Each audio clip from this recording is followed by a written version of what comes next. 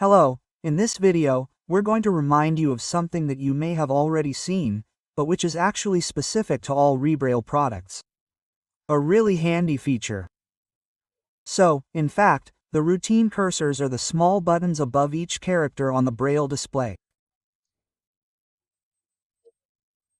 The usual routine cursors on all Braille devices are one touch per Braille character, and they generally allow you to move the cursor to the desired location in a text or to validate a menu that you have at your fingertips.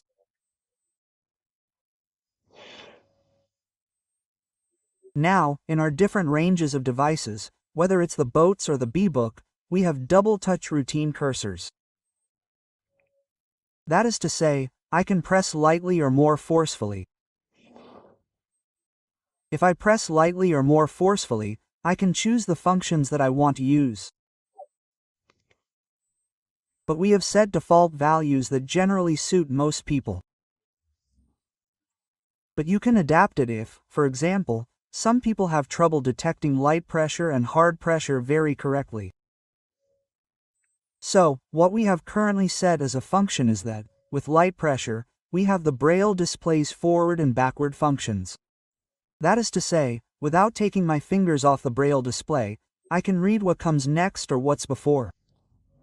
On the first routine cursor, with light pressure, it's the backward function. Go see what's before, and on any other, it's the forward function. Obviously, the forward function is the most useful. That is to say, when I'm in a menu or in a text, well, I often go see what's after.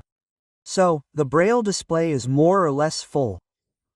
It can be filled up to, I don't know, 10 characters, or almost to the end or completely to the end. So if it's not completely filled, I won't need to go all the way to the end, since any routine cursor except the first one will allow me to move forward. So here, for example, in my main menu, I have USB-A USB-B 5S Laurent, the name of my phone that is connected to Explorer PR, and I do a light click, wandering.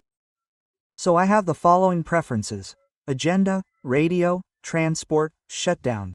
And if I want to go back, I do a light click on the first routine cursor. Now, the hard click, that is to say when I don't make the first contact, but the second one, allows me to validate if it's a menu or to move the cursor where I want in a text. So here, I have Explorer under my fingers. Here, I do a hard click this time so as not to move forward but to go into it. And I'm in my File Explorer. I'm still on my Germinal file as I showed in another video. I can do a hard click on it. It takes me into my file.